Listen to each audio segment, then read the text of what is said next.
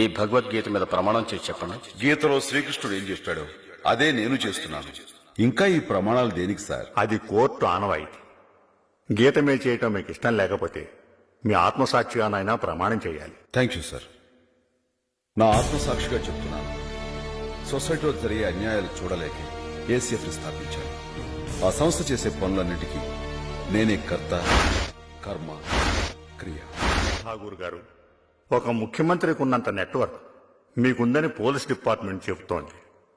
ఇంత మేధస్సు ఉండి, అంతమంది ఫాలోయర్స్ ఉండి ఈ మార్గాన్ని ఎందుకు ఎంచుకున్నారు? కొన్ని సంవత్సరాల క్రితం పేరు మోసిన క్రిమినల్ లాయర్ శేషగిరిరావు మిమ్మల్ని జూనియర్ గా చేర్చుకోవడానికి 5,000 లంచం అడిగితే ఉన్న ఒక్క ఇల్లు అమ్మి లంచం ఇచ్చి కన్న కూతురి పెళ్లి చేయలేక కుమిలి చనిపోయారు మీ నాన్నగారు. మీ నాన్నగారి దుస్థితి ఏ తండ్రికి రాకూడదని ఈ మార్గం ఎన్నుకున్నాను. ఈ సంగతి మీకెలా తెలుసు? మీరే అన్నారు కదా సార్, ఈయనకి ముఖ్యమంత్రికి ఉన్నంత నెట్వర్క్ ఉందని. చూడండి మిస్టర్ రవీంద్రనాథ్ ఠాగూర్ గారు, ఆంధ్రప్రదేశ్ లో ఎవరి చరిత్ర ఏమిటో తెలుసుకోగలిగిన మీకు లంచం తీసుకోవడం కంటే మర్డర్ చేయడం పెద్ద నేరం అని తెలియదా? లంచాలు తీసుకోవడం మీ దృష్టిలో పెద్ద నేరం కాకపోవచ్చు సుబ్బారావు గారు. ఒక పబ్లిక్ ప్రాసిక్యూటర్ గా ప్రభుత్వ ఉద్యోగం చేస్తున్న మీకు ట్విన్ సిటీస్ లో 5 కోట్లు విలువ చేసే కమర్షియల్ కాంప్లెక్స్, రాజమండ్రిలో ఒక థియేటర్, బెజవాడ గవర్నర్పేట సెంటర్ లో 3 బ్రాందీ షాపులు, ఇవన్నీ ఎలా వచ్చాయి? ఎందరో అమాయకుల్ని దోషులుగా చిత్రీకరిస్తే వచ్చాయి. మీరు ఒక లాయర్ తో మాట్లాడుతున్నారు. నేను మాట్లాడుతున్నది లాయర్ తో కాదు, లంచగొండి. ఒక లంచగొండితో మాట్లాడుతున్నాను. మిస్టర్ ఠాగూర్, ఎక్కువగా మాట్లాడితే మీ చరిత్ర విప్పి జడ్జి గారి ముందు పెడతాను. నల్ల కోటు విప్పి తెల్లమొహం వేసుకోవాల్సి వస్తుంది. యువర్ ఆనర్, ముద్దాయి ఇష్యూని సైడ్ ట్రాక్ చేస్తున్నాడు. విషయం మీ దాకా వచ్చేసరికి సైడ్ ట్రాక్ అయిందా? ఇదే మెయిన్ ట్రాక్. ప్రస్తుతం సొసైటీలో ఉన్న మెయిన్ ప్రాబ్లం లంచం. అదే నా ఆవేదన, సగటు భారతీయుడు ఆవేదన. సార్, వయసు పైబడ్డ కన్న తల్లి కళ్ల ముందు చనిపోతూ ఉంటే కాలధర్మం అని తెలిసి ఏమీ చేయలేక కన్నీళ్లు పెట్టుకుంటాం. అలాంటి కన్న తల్లులను ఎందరో కన్న భరతమాత లంచం అనే మహమ్మారి సోకి అకాల మరణంతో అర్ధంతరంగా చనిపోతూ ఉంటే చూస్తూ ఎలా ఊరుకోమంటారు sir? India is the greatest country. ఒక ఇండియా 250 సింగపూర్లతో సమానం. ఒక ఇండియా 8 జపాన్లతో సమానం. ఇండియా జనాభా 102 కోట్లు. అమెరికా జనాభా 28 కోట్లు. 28 కోట్లలో ఒక బిల్ గేట్స్ పుడితే 102 కోట్లలో ఎంతమంది పుట్టాలి? కానీ ఒక్కడు కూడా పుట్టలేదు. కారణం, మన దేశంలో సైంటిస్టులు చేసే ప్రయోగాలు వెలుగు చూడాలంటే లంచం. మేధావుల మేధస్సు మన దేశానికి ఉపయోగపడాలంటే లంచం. అందుకే సార్, భవిష్యత్ బిల్ గేట్స్ మన దేశం వదిలి పరాయి దేశాలకు వలస పోతున్నారు, అక్కడ రాణిస్తున్నారు. చెప్పులు కుట్టుకునే అబ్రహం లింకన్ అమెరికా అధ్యక్షుడయ్యాడు.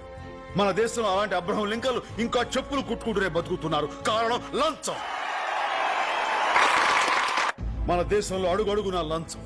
మున్సిపాలిటీ నీళ్లు రావడానికి లంచం, ఇల్లు కట్టడానికి లంచం, కరెంటు ఇవ్వడానికి లంచం, ఆ కరెంటు తీయకుండా ఉండడానికి లంచం, రేషన్ కార్డుకు లంచం, రేషన్ తీసుకోవడానికి లంచం, రైతులకు రుణాలు ఇవ్వాలంటే లంచం, ఆ రుణాలు కట్టలేని పరిస్థితుల్లో ఆస్తులు నిలుపుకోవాలంటే లంచం, హాస్పిటల్లో బెడ్కు లంచం, తినే బ్రెడ్కు లంచం, ఆడపడుచు ఆపరేషన్ లేకుండా సుఖంగా ప్రసవించాలంటే లంచం, బర్త్ సర్టిఫికేట్ లంచం, డెత్ సర్టిఫికేట్ లంచం, మనిషి పుట్టిన దగ్గర నుంచి చచ్చిన దాకా లంచం లంచం లంచం. అగ్గిపెట్టెల దగ్గర నుంచి రైలు పెట్టెల దాకా అవినీతి నడుస్తూ ఉంటే బతుకు రైలు ఏ పట్టాల మీద నడపాలి సార్? అంటే లంచం లేకుండా ఈ దేశంలో ఏ పని జరగదనే మీ ఉద్దేశం? జరగదు సార్.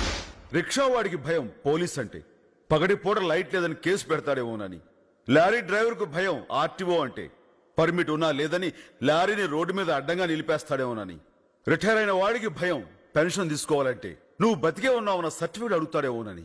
పిల్లల కన్నా తల్లిదండ్రులకు భయం కాన్వెంట్ చదువులంటే ఎల్కేజీ సీటుకి ఎంత డబ్బు గుంజుతారోనని. ఓ ఆటో డ్రైవర్, రిక్షావాడు, కూలి రోజంతా కష్టపడి సంపాదించిన దాంట్లో ఈ లంచగొండ్లే సగం తినేస్తుంటే మిగతా డబ్బులతో పెళ్లం బిడ్డలు ఏమని పోషిస్తాడు సార్? వీళ్ళంతా లంచాలు ఇవ్వగలరా? ఇవ్వలేరు. ఇలాంటి వాళ్ళందరి ఆవేదన చూసే నా గుండె రగిలిపోయింది. ఒక్కసారి విశ్వకవి రవీంద్రనాథ్ ఠాగూర్ మాటలు గుర్తు చేసుకోండి. ఎక్కడ మనసు నిర్భయంగా ఉంటుందో, ఎక్కడ మానవుడు సగర్వంగా తలెత్తుకుని తిరగలడో, ఎక్కడ ప్రపంచం ముక్కలు ముక్కలైపోయి మగ్గిపోదో, ఎక్కడ మన చదువు విజ్ఞానం మూఢనమ్మకాల్లో ఇంకిపోదో, ఎక్కడ ఒక మనిషి తోటి మనిషిని దోచుకోడో, అక్కడ ఆ స్వేచ్ఛ స్వర్గంలోకి భగవంతుడా నా ఈ దేశాన్ని మేలుకొలుపు అంటూ ఆయన గీతాంజలి రచించాడు.